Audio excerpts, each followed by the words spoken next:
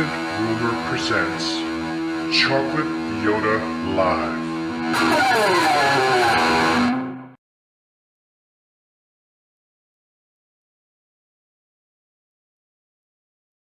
Hi, folks.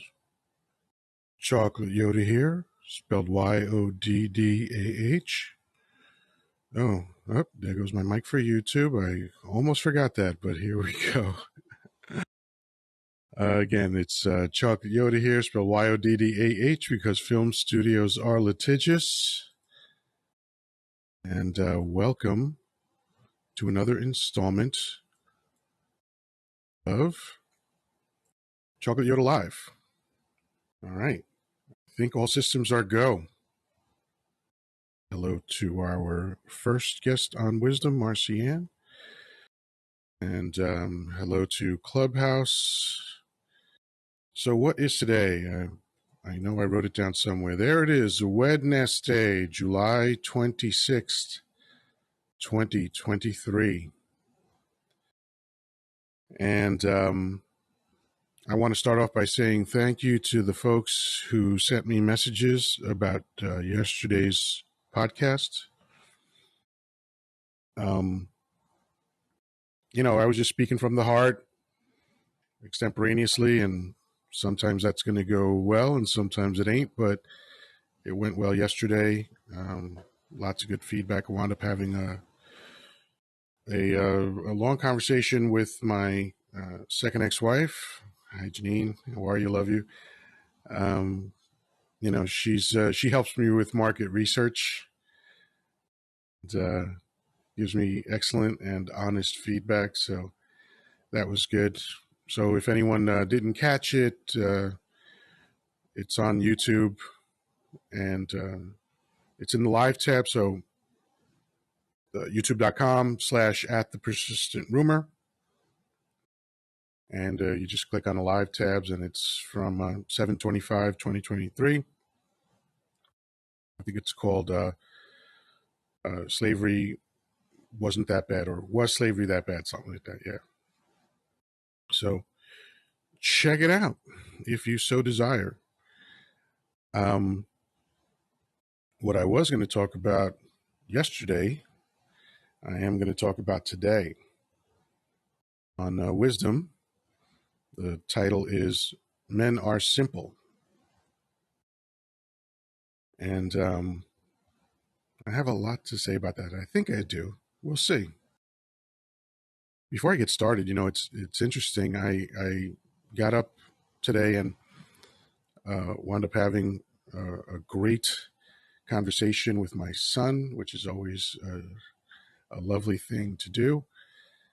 And I started realizing that I hadn't warmed up my voice before I started talking to him, and I felt it, and I chuckled to myself because I was like, I might be a bit of a diva,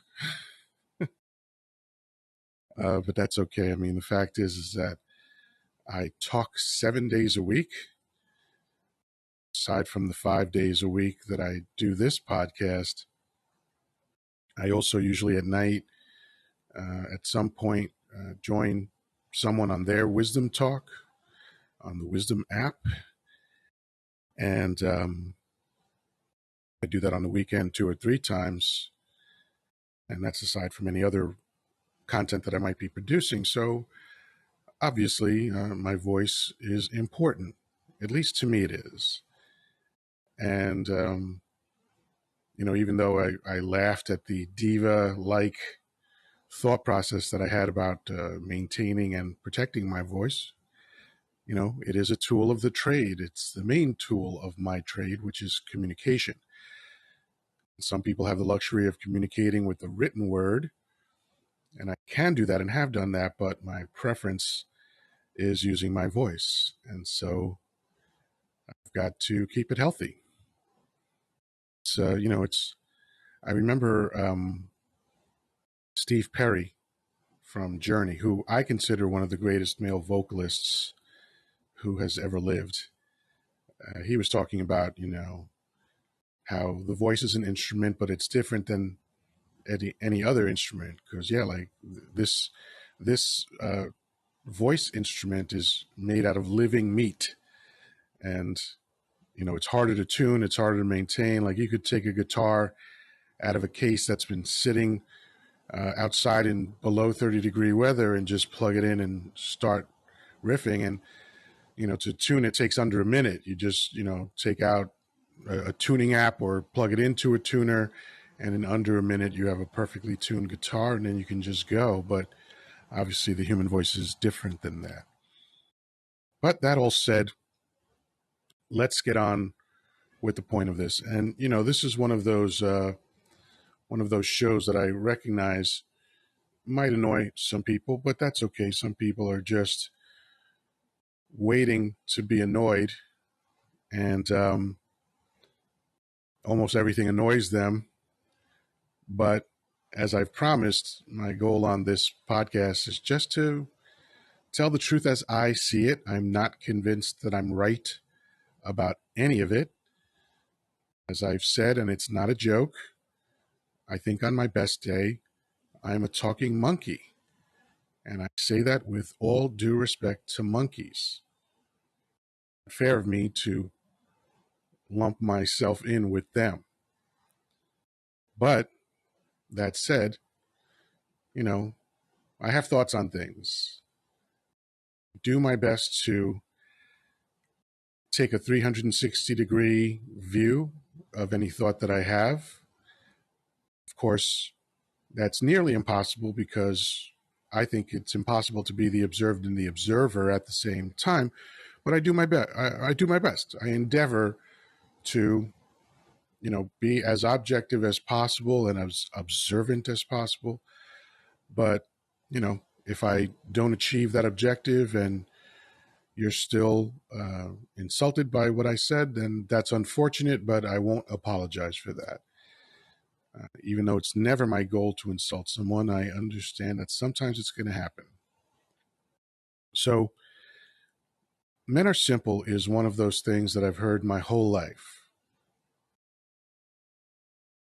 And sometimes I hear it from men, sometimes I hear it from women, but it sounds different to me when men say it, and it sounds different to me when women say it. When women say it, it sounds like an insult. Men are such simple creatures. Men are so simple. And I have a few thoughts about that. First of all, if people are trying to insult men by saying they're simple, that's kind of funny to me. Like, really? I want you to think about the role of men in the world. And again, before I launch into this, I adore the role that women have in the world.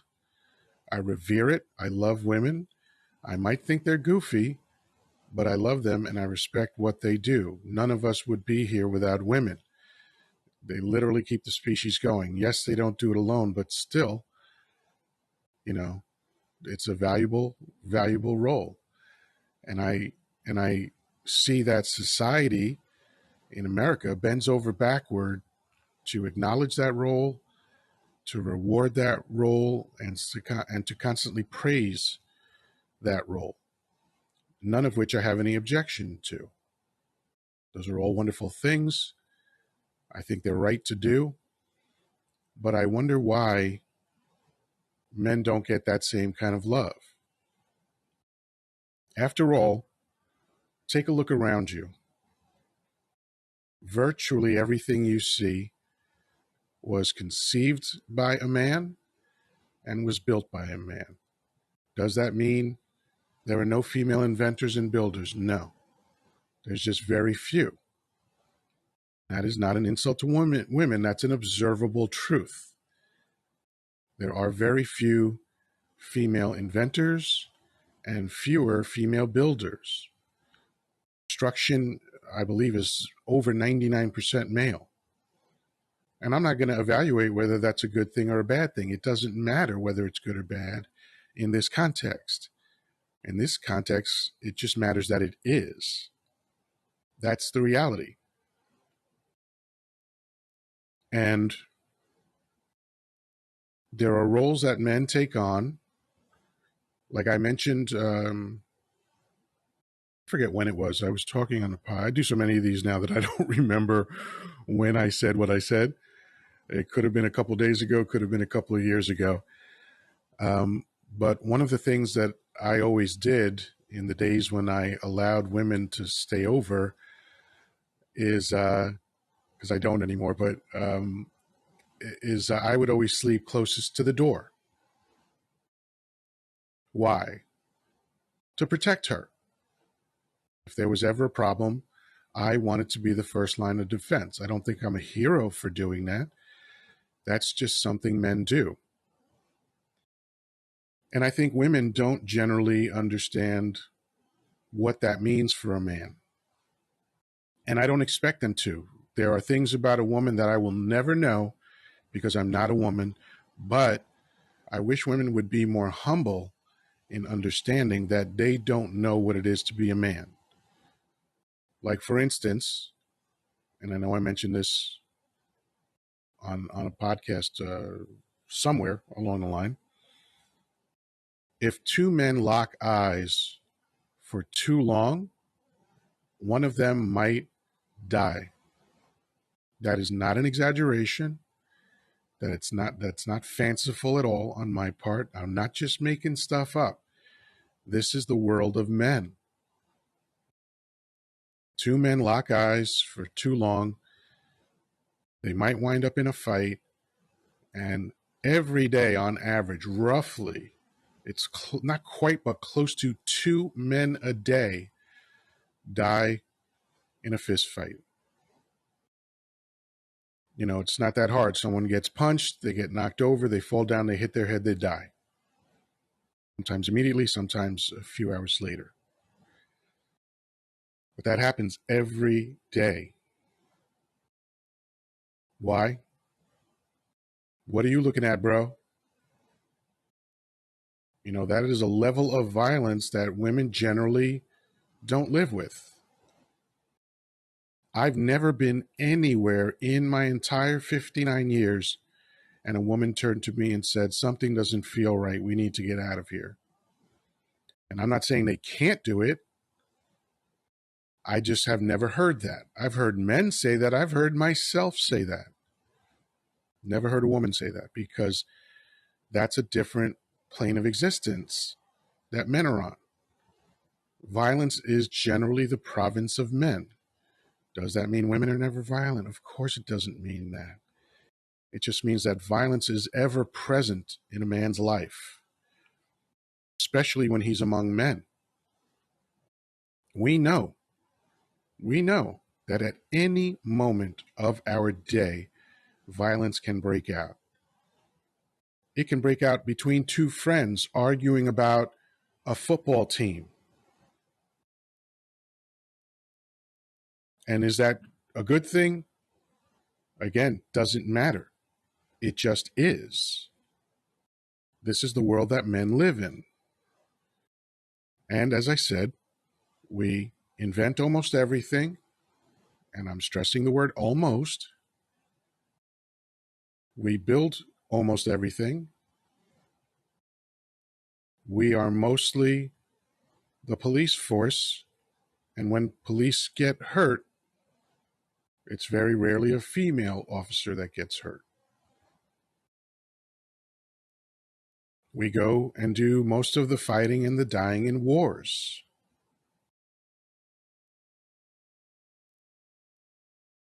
So are we simple? Maybe, but not if you think simple means stupid. Because that's the way it's meant. Come on, be honest. That's the way it's meant most of the time. Oh, men are so simple. They're such simple creatures. Yeah, we're simple in that we've learned how to be happy with very little. And I think that makes us superior in that sense and only in that context. Not overall. We're not superior overall, but in that context of, yes, we've learned how to make ourselves happy with very little. You know, that song doesn't take much to make me happy. Yeah, it was sung by by a women group. Or let me try to say that in English. It was sung by an all-female group, But that doesn't apply to women. It takes a lot to make women happy. I mean, this has been borne out in every psych study that ever was. I see that there's a guest waiting. I will get to you. This is borne out in every psych study that's ever been done, any social experiment, any social studies, any of these things. The requirements that men have to be happy are almost nothing as compared to the requirements that women have to be happy. So it doesn't take much to make me happy. That's about men. And I'll say this right before I bring my guest on. Yeah, we might be simple, but you know what happens after we're done being simple? We build and maintain civilizations. Call us simple if you want to, but we are running things. Men run the world. And if we're so simple and we're so stupid, then ladies, go ahead and step up and you start running the world. Maybe you'll find it ain't so easy after all. Greg, my buddy Greg from Greg's Take is coming on. I'll say goodbye to the folks on Clubhouse because you won't be able to hear this. Hello, my friend. How are you? Hey, it's interesting that just that last 60 seconds you totally hit on what I was getting ready to say. But I'll bet you'll say it better than I did. No, you're very eloquent. Men obtain and protect the land and resources that all civilizations are built on. That doesn't negate women's contribution because they are the ones that bear the children, raise them, and do part of the protecting. But as far as, how does your dad own 300 acres and my dad doesn't own 2 square inches? Because somewhere in my bloodline, somebody beat the fuck out of somebody that owned this 300 acres and one of my relatives took it. That's how this shit works. Women don't do that. And it's just biology. We're not hating on you. We're not hating on you at all. Right. No, 100%. And, ultimately, part of why I want to bring this into people's consciousness, it's like, hey, how about once in a while you just say thank you? Right? Oh, my goodness. Like, just say thank you. I'm not saying that we don't, because Father's Day was an afterthought. It literally happened 58 years after Mother's Day. Oh, Jesus. Like, yeah, I trace the history of those two things. It's hilarious. Like, it's an afterthought, and I get it. And Father's Day is not the biggest restaurant day of the year. Mother's Day is. Nobody gives a shit about men, and we don't need you to fawn over us. But like I said, once in a while, just turn to us and say thank you. Thank you for keeping the lights on. Thank you for keeping food in our stomach. Thank you for protecting us. That's all. Just once in a while. You may get a kick out of this comment. I heard a gentleman who, this was like high-end intellectual stuff, like Ayn Rand kind of stuff. This guy happened to be an atheist. And it was him speaking on his own podcast. And he said, it drives me mad when I hear someone sitting down and getting ready to eat dinner and they pray. I'm not hating on them because of their beliefs, but they pray. Thank you, God, for this food that we're about to receive. He said, yeah, and what about the person who worked 40 to 50 to 60 fucking hours a week to put that food on the table? How come we're not thanking those people? And I'll never forget that. It just made an impression on me. It really did. Rightfully so, man. I mean, honestly, just... it would go such a long way, I think. Like I shared this on a previous podcast. Like Bill Burr tells this story of the woman that he wound up marrying. He said, one day I'm out in the garage working on the car. It's in the middle of the summer. I'm sweating my ass off. And without a word, she came out and she put down a plate with a sandwich on it and a cold beer next to it. And he said, that was like 10 years ago, and I still think about that. That's a good story, man. That's a good story. And again, doesn't take much to make me happy. That really is about men. We are simple. We can sit around staring off into the distance and just be enjoying ourselves. We can sit around with our friends, scratching our asses and talking about farts and laughing until we cry. Yeah. Because we are simple in that way. But if you think simple and stupid are the same thing, you're wrong. We're not stupid. We built everything. We run everything. How could we be stupid? This came to my mind, and I don't know anything about this thing at all, but it popped into my head. How many female chess grandmasters are there in the world? 0. I'm ready for the list. I have my pen. Go ahead. I'm No, listening. zero. Yeah, just Okay. use your pen, make a big round zero on the paper. And the only reason I can answer so confidently is because I actually checked into that. Oh, wow. Interesting, Yeah, man. I actually checked into that. There is zero, and again, it is what it is. I'm not deciding whether that means anything good or bad. I'm just listing it as a fact. Yeah. We're not here to say one's better than the other, but I think it's pretty simple in society. We're so incredibly out of balance in this, and I don't think the number of people that are on board with the imbalance is as big as we've been led to believe. I think the media and Hollywood, people in power, I think they blow it out of proportion, but it doesn't mean that it isn't an infection that's making all of us sick, because we're paying Right. for this nonsense in mass right now, all of us. Yeah. And that's the difference between size and impact, right? Yeah. So I agree with you. It is the minority of voices. It's not, I believe, how most people are influencing one another. But as I pointed out in a previous program, it only took one man to terrorize New York City, David Berkowitz, as the son of Sam. Yeah, I Right. remember So in a reading city about of him. 8 million, there was one man terrorizing every one of them and that's a size versus impact example, right? So even though I agree with you that it's just a tiny group of television producers and content creators and all that stuff, they have a wide reach and they have a large audience. Yeah. And when you put a sitcom on and the fathers are always babbling idiots, Yep. or when you make TV commercials where you don't trust dad with the children because he's going to kill them, Yeah. that message becomes reality. Yeah, it does. And I'd like to think that people with enough intellect won't fall for that shit, but it doesn't matter what your IQ is. If you sit in front of that TV long enough, that shit's going into your subconscious mind. You literally just described how propaganda works. Yeah, absolutely. And the people that pump it out are not stupid. They spend billions of dollars figuring that shit out. And why does Coca-Cola, this is just an example of marketing, spend more money on advertising every year for a product that is literally in the subconscious mind of the masses in the world than most GDP of most third world countries? Because once they get it in there, they got to keep it in there. And that's why they spend that kind of money. 100%. Yeah. Yeah. Same with McDonald's. McDonald's is the largest advertiser on the planet. Yeah. And it's like, well, why? They're all over the place. Everyone knows McDonald's. Yeah, exactly. Yeah. That's why. And they want to make sure that the person being born at 2:23 p.m. Eastern time is going to know what McDonald's is. Yeah, it's so sad to see, for example, let's say a documentary film about, maybe a part of the world where people are incredibly poor.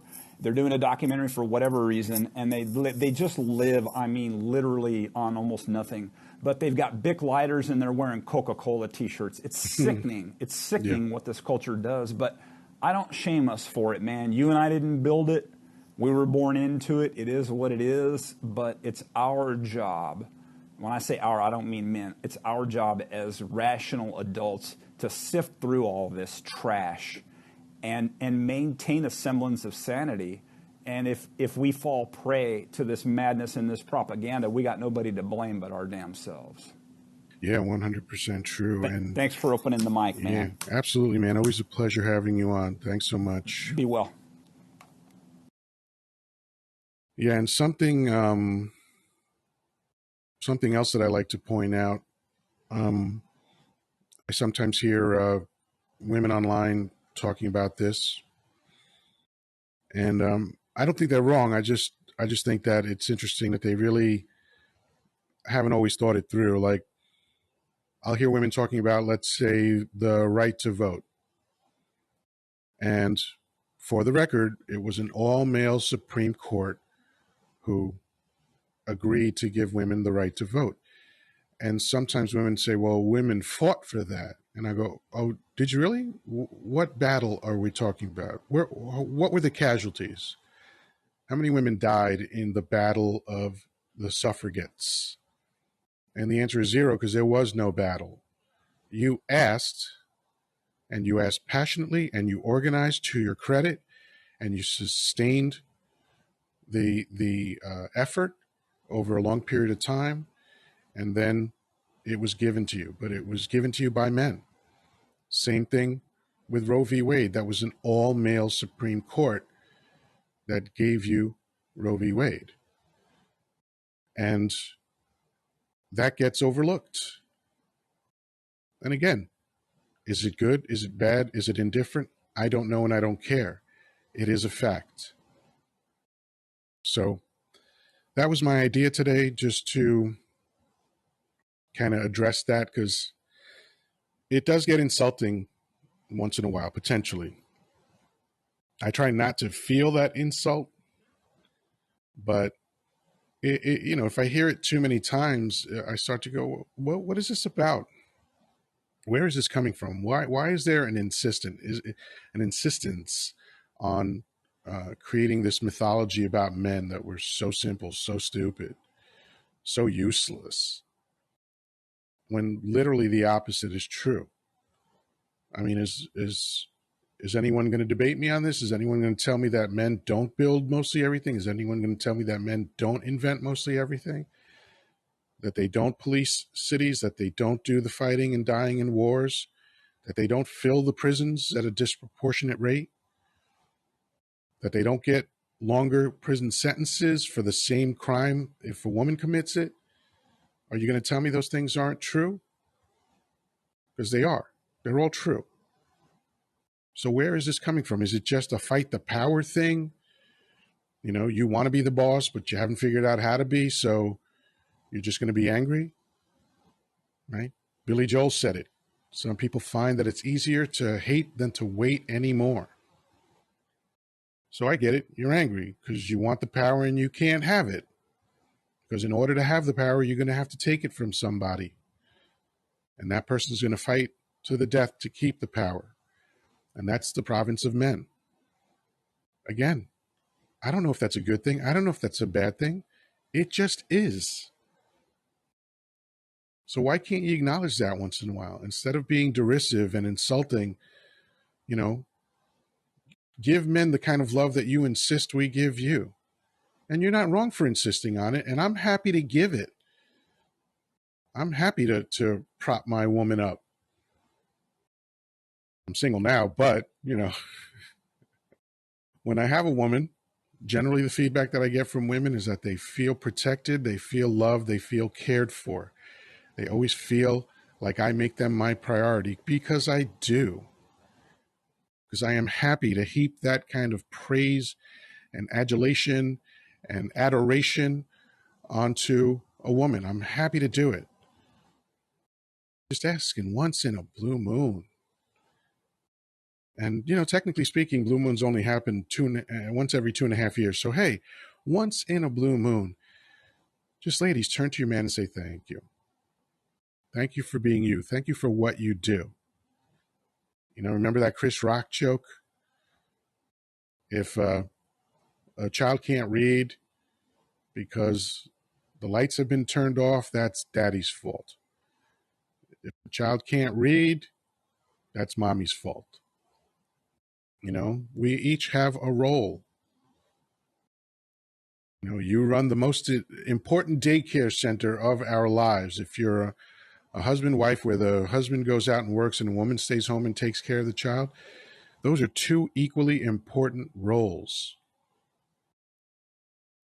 Dad needs to make sure that his family's protected, that his family's fed every day, that the utilities are paid for, electricity, food, water, all that stuff, man. That's dad's role most of the time. Of course, these are interchangeable. But then mom, that's the most important daycare center in the world to a father, is the one where mom is taking care of the children at home. That's the daycare center he will die for. So you don't have to pat his back all the time, but once in a while, just say thank you. That would be lovely. So, as always, I'm going to say hello to the folks. Again, Marcianne, hello. Mr. 2 Extra, do be. my buddy Doobie the Trickster, I call him. Check out his wisdom talks. You got to check it out. I mean, he's always comes up with these thought-provoking topics, and of course, you know how I feel about Greg from Greg's Take. Vaughn Yaranosian. I'm guessing that means you're Armenian. Vahan or Van, I'm not exactly sure how to say your first name. Yaranosian, I believe, is your last name. Wandering Fool. Sharente Carr. And by the way, Sharente, you can just say, click on my profile photo, not click on my face. Okay. I mean, you can, I'm not saying you can't say click on my face, but it just, I don't know, it sounds rude. Drew Rolu. I hope I'm saying that right. Rolau. Anyway. Meredith Ann.